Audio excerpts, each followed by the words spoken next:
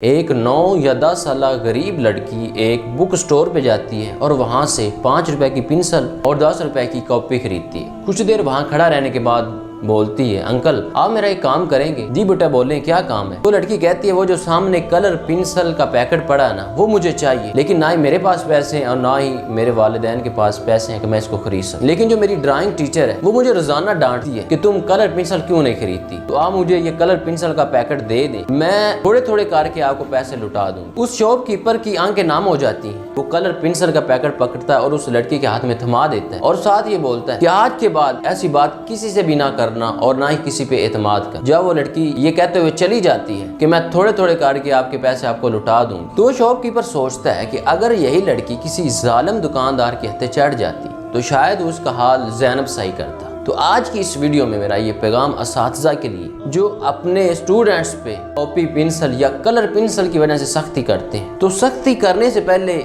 इस बात का ख्याल कर लिया करें कि हो सकता है कि ये चीज़ें खरीदने के लिए उनके पास पैसे मौजूद ना हो। तो आप उन पे सख्ती करने की बजाय जो आपको हज़ारों लाखों रुपए तनख्वाह मिलती है, उनमें से अगर आप सब असातिज़ा मिल के ऐसे बच्चों पे खर्च कर देंगे तो ना सिर्फ आप इनकी ज़िंदगी बचा सकते हैं बल्कि इनकी ज़िंदगी को शानदार बना सकते हैं।